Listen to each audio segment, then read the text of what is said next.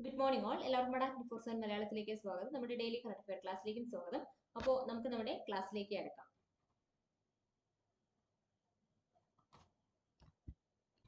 നമ്മുടെ ആദ്യത്തെ ചോദ്യം ഇതാണ്: ഏത് സംസ്ഥാനത്തിന്റെ ചീഫ് ജസ്റ്റിസ് ആയിട്ടാണ് ജസ്റ്റിസ് നിളയ് വിപിൻ ചന്ദ്ര അഞ്ചാര്യ ചുമതലയേറ്റത്?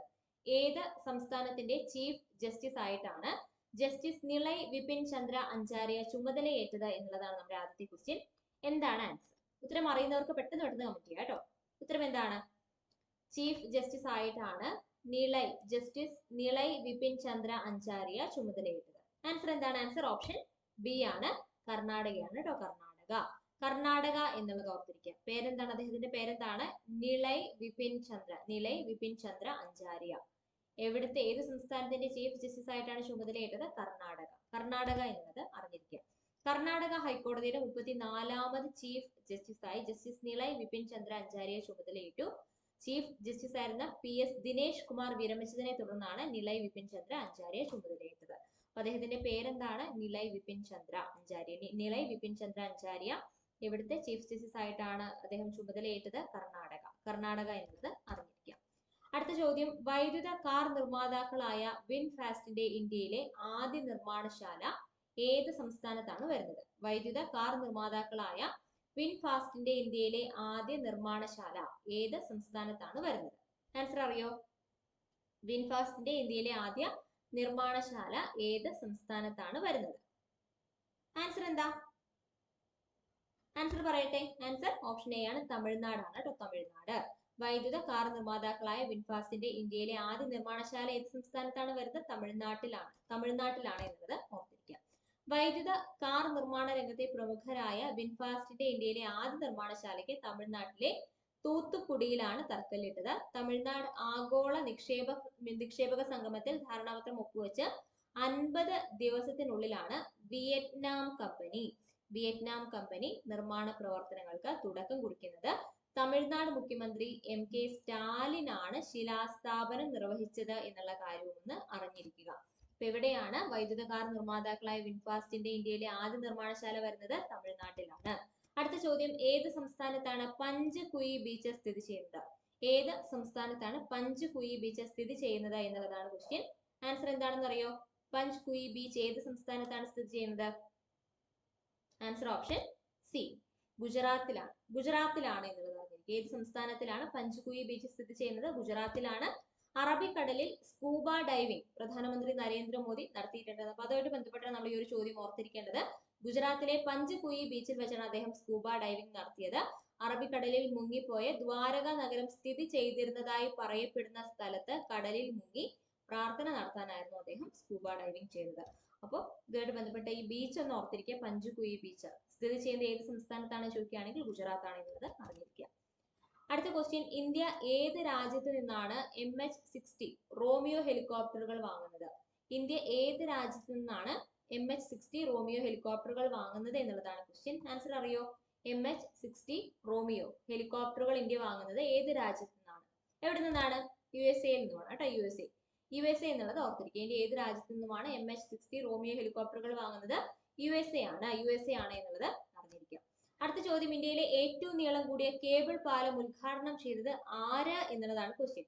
ഇന്ത്യയിലെ ഏറ്റവും നീളം കൂടിയ കേബിൾ സ്റ്റേഡ് പാലം ഉദ്ഘാടനം ചെയ്തത് ആരാണ്? ഇന്ത്യയിലെ ഏറ്റവും നീളം കൂടിയ കേബിൾ പാലം ഉദ്ഘാടനം ചെയ്തത് ആര് എന്ന് ചോദിക്കുകയാണെങ്കിൽ ആൻസർ അറിഞ്ഞിരിക്കുക. പ്രധാനമന്ത്രി നരേന്ദ്രമോദിയാണ് എന്നുള്ളത് അറിഞ്ഞിരിക്കുക. ഏറ്റവും നീളം കൂടിയ കേബിൾ സ്റ്റേഡ് പാലം ഉദ്ഘാടനം ചെയ്തത് ആരാണ്?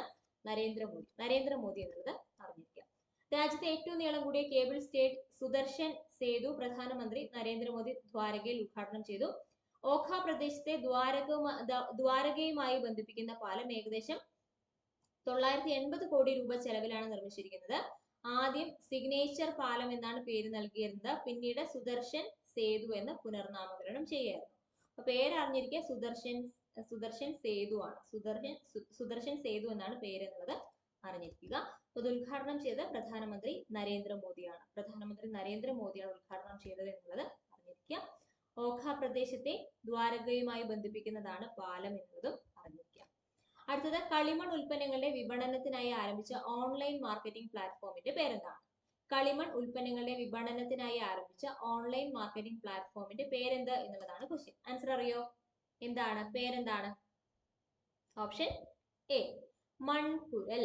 എന്താണ് മൺകുരൽ എന്നുള്ളത് അറിഞ്ഞിരിക്കും. കളിമൺ ഉൽപ്പന്നങ്ങളുടെ വിപണനത്തിനായി ആരംഭിച്ച ഓൺലൈൻ മാർക്കറ്റിംഗ് പ്ലാറ്റ്ഫോം ആണ് മൺകുരൽ.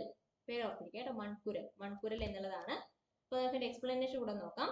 കളിമൺ ഉൽപ്പന്നങ്ങളുടെ വിപണനത്തിനായി ഓൺലൈൻ മാർക്കറ്റിംഗ് പ്ലാറ്റ്ഫോം ആരംഭിച്ച് കളിമൺ പാത്ര നിർമ്മാണ വിപണനക്ഷേമ വികസന കോർപ്പറേഷൻ. പരമ്പരാഗത ഉൽപ്പന്നങ്ങളുടെ ആധുനിക വൽക്കരണം, കൂടുതൽ വിപണന സാധ്യതകൾ എന്നിവ ലക്ഷ്യമാക്കിയാണ് മൺകുരൽ എന്ന ഓൺലൈൻ പ്ലാറ്റ്ഫോമിന് തുടക്കമിട്ടത്. ഗുണമേന്മയുള്ള ഉൽപ്പന്നങ്ങൾ കുറഞ്ഞ നിരക്കിൽ ലോകമെമ്പാടുമുള്ള ഉപഭോക്താക്കളിൽ എത്തിക്കുന്നതിനൊപ്പം കൂടുതൽ വിപണി കണ്ടെത്തി പരമ്പരാഗത തൊഴിലാളികളുടെ ക്ഷേമത്തെ പിന്തുണയ്ക്കുന്നത് ലക്ഷ്യമിട്ടാണ് വെബ്സൈറ്റിന്റെ പ്രവർത്തനം എന്നുള്ള കാര്യവും അറിഞ്ഞിരിക്കുക. അപ്പൊ കളിമൺ ഉൽപ്പന്നങ്ങളുടെ വിപണനത്തിനായി ആരംഭിച്ച ഓൺലൈൻ മാർക്കറ്റിംഗ് പ്ലാറ്റ്ഫോമാണ് ഏതെന്ന് പറയുന്നത് മൺകുരൽ. മൺകുരൽ എന്നുള്ളത് അറിഞ്ഞിരിക്കുക. അടുത്ത ക്വസ്റ്റ്യൻ, 2024 ഫെബ്രുവരിയിൽ അന്തരിച്ച കുമാർ സാഹ്നി.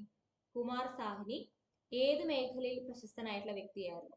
കുമാർ സാഹ്നി ഏത് മേഖലയിൽ പ്രശസ്തനായിരുന്നു എന്നുള്ളതാണ് ക്വസ്റ്റ്യൻ. ആൻസർ അറിഞ്ഞിരിക്കുക. സിനിമാ മേഖലയുമായി ബന്ധപ്പെട്ട വ്യക്തിയാണ് കുമാർ സാഹ്നി. കുമാർ സാഹ്നി സിനിമാ മേഖലയുമായി ബന്ധപ്പെട്ട വ്യക്തിയാണ് എന്നുള്ളത് അറിഞ്ഞിരിക്കുക. പ്രമുഖ സംവിധായകനും തിരക്കഥാകൃത്തുമായി കുമാർ സാഹ്നി അന്തരിച്ചു. മായാ ദർപ്പൺ, ഖയാൽ ഗാഥ, തരംഗ്, കസ്ബ തുടങ്ങിയവയാണ് ശ്രദ്ധേയമായ ചിത്രങ്ങൾ. അധ്യാപകൻ, എഴുത്തുകാരൻ എന്നീ നിലകളിലും കുമാർ സാഹ്നി വ്യക്തിമുദ്ര പതിപ്പിച്ചിട്ടുണ്ടായിരുന്നു.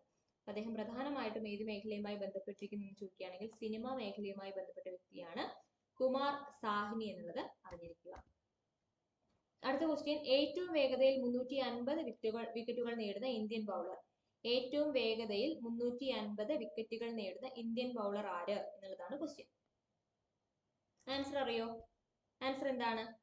ആൻസർ ഓപ്ഷൻ സി ആണ്, ആർ അശ്വിൻ എന്നുള്ളത് അറിഞ്ഞിരിക്കുക. ഏറ്റവും വേഗതയിൽ 350 വിക്കറ്റുകൾ നേടുന്ന ഇന്ത്യൻ ബൗളർ ആരാണ്? ആർ അശ്വിൻ ആണ്. ആർ അശ്വിൻ എന്നുള്ളത് അറിഞ്ഞിരിക്കുക. ഏറ്റവും വേഗതയിൽ 350 വിക്കറ്റുകൾ നേടുന്ന ഇന്ത്യൻ ബൗളർ. ഇന്ത്യൻ മണ്ണിൽ ഏറ്റവും കൂടുതൽ വിക്കറ്റ് വീഴ്ത്തുന്ന ബൗളർ. 5 വിക്കറ്റ് നേട്ടത്തിൽ കുംബ്ലെയുടെ റെക്കോർഡിനൊപ്പം അശ്വിൻ എത്തി.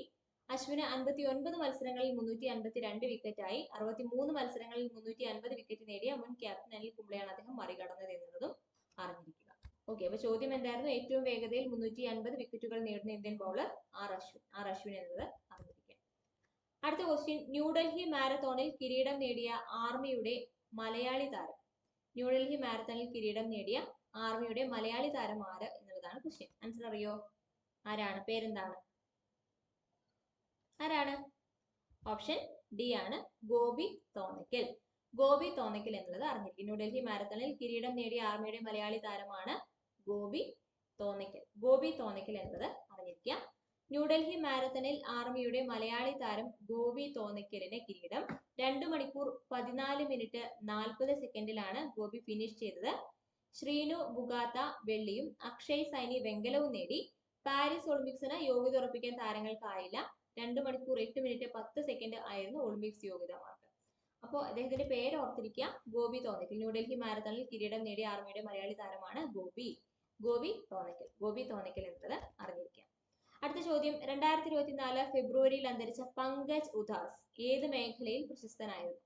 2024 ഫെബ്രുവരിയിൽ അന്തരിച്ച പങ്കജ് ഉധാസ് ഏത് മേഖലയിൽ പ്രശസ്തനായിരുന്നു എന്നുള്ളതാണ് ക്വസ്റ്റ്യൻ. ആൻസർ അറിഞ്ഞിരിക്കുക. സംഗീത മേഖലയുമായി ബന്ധപ്പെട്ട വ്യക്തിയാണ് പങ്കജ് ഉധാസ്. പേരെന്താണ്? പങ്കജ് ഉധാസ്. പങ്കജ് ഉധാസ് എന്നുള്ളതാണ് അദ്ദേഹത്തിന്റെ പേര്. ഏത് മേഖലയിൽ പ്രശസ്തനായിരുന്നു? സംഗീതവുമായി ബന്ധപ്പെട്ട വ്യക്തിയാണ് പങ്കജ് ഉധാസ് എന്നുള്ളത് അറിഞ്ഞിരിക്കുക. വിഖ്യാത ഗസൽ ഗായകനാണ് പങ്കജ് ഉധാസ്. 1986 പുറത്തിറങ്ങിയ നാം എന്ന ചിത്രം മുതലാണ് പിന്നണി ഗായകൻ എന്ന നിലയിൽ പങ്കജ് ഉധാസ് ബോളിവുഡിൽ ചുവടുറപ്പിക്കുന്നത്. 2006 അദ്ദേഹത്തിന് പത്മശ്രീ ലഭിച്ചിട്ടുണ്ട്. 2006 പത്മശ്രീ ലഭിച്ചിട്ടുണ്ട് എന്നുള്ളതും അറിഞ്ഞിരിക്കാം. നാം എന്ന ചിത്രം മുതലാണ് പിന്നണി ഗായകൻ അദ്ദേഹം ആവുന്നത്. 2006 അദ്ദേഹത്തിന് പത്മശ്രീ ലഭിച്ചിട്ടുണ്ട്. ഗസൽ ഗായകനാണ് പങ്കജ് ഉധാസ് എന്നുള്ളത് അറിഞ്ഞിരിക്കുക. അടുത്ത ക്വസ്റ്റ്യൻ, ഗൂഗിളിന്റെ ജിമെയിലിന് ബദലായി ഇലോൺ മസ്ക് അവതരിപ്പിക്കുന്ന സംവിധാനം ഏത് എന്നുള്ളതാണ് ക്വസ്റ്റ്യൻ. ഗൂഗിളിന്റെ ജിമെയിലിന് ബദലായി ഇലോൺ മസ്ക് അവതരിപ്പിക്കുന്ന സംവിധാനം ഏത് എന്നുള്ളതാണ് ക്വസ്റ്റ്യൻ. ആൻസർ എന്താണ്? ഗൂഗിളിന്റെ ജിമെയിലിന് ബദലായി ഇലോൺ മസ്ക് അവതരിപ്പിക്കുന്ന സംവിധാനമാണ് എക്സ്മെയിൽ. എന്താണ് എക്സ്മെയിൽ? എക്സ് മെയിൽ എന്നുള്ളത് അറിഞ്ഞിരിക്കുക. ഗൂഗിളിന്റെ ജിമെയിലിന് ബദലായി ഇലോൺ മസ്ക് അവതരിപ്പിക്കുന്ന പുതിയ സംവിധാനമാണ് എക്സ് മെയിൽ എന്നുള്ളത് അറിഞ്ഞിരിക്കുക. ഓക്കെ, അപ്പൊ ഇനി നമുക്ക് നമ്മുടെ ക്വിക്ക് റിവിഷനിലേക്ക് കിടക്കാം. മാക്സിമം എല്ലാവരും കമന്റ് ചെയ്യാനായിട്ട് ശ്രദ്ധിക്കുക കേട്ടോ. എല്ലാവരും മാക്സിമം പാർട്ടിസിപ്പേറ്റ് ചെയ്യാനായിട്ട് ശ്രദ്ധിക്കുക. ഒന്നാമത്തെ ചോദ്യം നമ്മൾ എന്തായിരുന്നു പറഞ്ഞത്?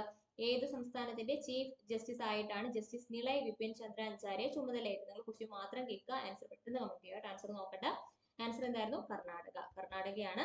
അടുത്തത്, വൈദ്യുത കാർ നിർമ്മാതാക്കളായ വിൻഫാസ്റ്റിന്റെ ഇന്ത്യയിലെ ആദ്യ നിർമ്മാണശാല ഏത് സംസ്ഥാനത്താണ് വരുന്നത്? തമിഴ്നാടാണ്. ഏത് സംസ്ഥാനത്താണ് പഞ്ച്കുയി ബീച്ച് സ്ഥിതി ചെയ്യുന്നത്? ഗുജറാത്തിലാണ്. ഇന്ത്യ ഏത് രാജ്യത്തു നിന്നാണ് MH-60 റോമിയോ ഹെലികോപ്റ്ററുകൾ വാങ്ങുന്നത്? യുഎസ്എയിൽ നിന്നുമാണ്. ഇന്ത്യയിലെ ഏറ്റവും നീളം കൂടിയ കേബിൾ പാലം ഉദ്ഘാടനം ചെയ്തത് നരേന്ദ്രമോദിയാണ്. കളിമൺ ഉൽപ്പന്നങ്ങളുടെ വിപണനത്തിനായി ആരംഭിച്ച ഓൺലൈൻ മാർക്കറ്റിംഗ് പ്ലാറ്റ്ഫോമാണ് മൺകുരൽ. 2024 ഫെബ്രുവരിയിൽ അന്തരിച്ച കുമാർ സാഹ്നി ഏത് മേഖലയിൽ പ്രശസ്തനായിരുന്നു? സിനിമാ മേഖലയുമായി ബന്ധപ്പെട്ട വ്യക്തിയാണ്. ഏറ്റവും വേഗതയിൽ 350 വിക്കറ്റുകൾ നേടുന്ന ഇന്ത്യൻ ബൗളറാണ് ആർ അശ്വിൻ. ന്യൂഡൽഹി മാരത്തണിൽ കിരീടം നേടിയ ആർമിയുടെ മലയാളി താരമാണ് ഗോപി തോന്നിക്കൽ. 2024 ഫെബ്രുവരിയിൽ അന്തരിച്ച പങ്കജ് ഉദാസ് ഏത് മേഖലയിൽ പ്രശസ്തനായിരുന്നു? സംഗീതവുമായി ബന്ധപ്പെട്ട വ്യക്തിയാണ്. ഗൂഗിളിന്റെ ജിമെയിലിന് ബദലായി ഇലോൺ മസ്ക് അവതരിപ്പിക്കുന്ന സംവിധാനമാണ് എക്സ് മെയിൽ എന്നുള്ളതും അറിഞ്ഞിരിക്കുക.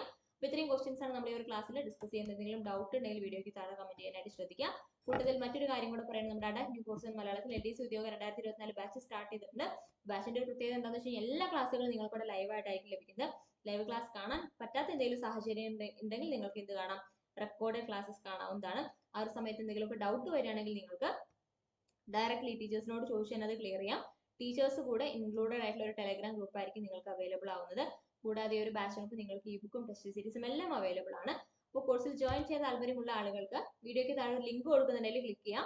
അതിൽ ക്ലിക്ക് ചെയ്യുന്ന സമയത്ത് ഇങ്ങനെ ഒരു പേജ് ആയിരിക്കും ഓപ്പൺ ആയിട്ട് വരുന്നത്. അതിൽ കൂപ്പൺ കോഡ് അപ്ലൈഡ് എന്ന് പറഞ്ഞ് കാണാം. അത് റിമൂവ് ചെയ്തിട്ട് Y670 Y670 എന്ന ഫാക്കൽറ്റി കോഡ് യൂസ് ചെയ്യുകയാണെങ്കിൽ മാക്സിമം ഡിസ്കൗണ്ടിൽ നിങ്ങൾക്ക് കോഴ്സ് പർച്ചേസ് ചെയ്യാനായിട്ട് സാധിക്കും. ആ കാര്യം ഒന്ന് ശ്രദ്ധിക്കുക. അതുപോലെ നമ്മുടെ ആപ്പിൽ ഒരുപാട് ഫ്രീ കണ്ടന്റ് അവൈലബിൾ ആണ്. അതൊക്കെ മാക്സിമം യൂട്ടിലൈസ് ചെയ്യാനായിട്ട് ശ്രദ്ധിക്കുക. നിങ്ങൾക്കവിടെ daily current affairs, daily quiz, അങ്ങനെ ഒരുപാട് കാര്യങ്ങളുണ്ട്. നിങ്ങൾക്ക് കറണ്ട് അഫയേഴ്സ് മലയാളത്തിലും ഇംഗ്ലീഷിലും എല്ലാം അവൈലബിൾ ആണ്. അതൊക്കെ മാക്സിമം യൂട്ടിലൈസ് ചെയ്യാനായിട്ട് ശ്രദ്ധിക്കുക. അതിന് വേണ്ടി നമ്മുടെ ആപ്പ് ഡൗൺലോഡ് ചെയ്യാനും ശ്രദ്ധിക്കുക കേട്ടോ. അഡാ 24/7 ആപ്പ് ഡൗൺലോഡ് ചെയ്യാനായിട്ട് ശ്രദ്ധിക്കുക. നമ്മുടെ ടെലഗ്രാം ചാനൽ ജോയിൻ ചെയ്യാൻ ആരെങ്കിലും ഒക്കെ ബാക്കിയുണ്ടെങ്കിൽ അത് കൂടെ ഒന്ന് ജോയിൻ ചെയ്യുന്നു പ്രതീക്ഷിക്കുന്നു. നമ്മുടെ യൂട്യൂബ് ചാനൽ സബ്സ്ക്രൈബ് ചെയ്തിട്ടില്ലെങ്കിൽ അതുകൂടെ ഒന്ന് സബ്സ്ക്രൈബ് ചെയ്യുക. ഓക്കെ ആണല്ലോ? ഓക്കെ, അടുത്ത ക്ലാസ്സുമായിട്ട് നമുക്ക് വീണ്ടും കാണാം. താങ്ക്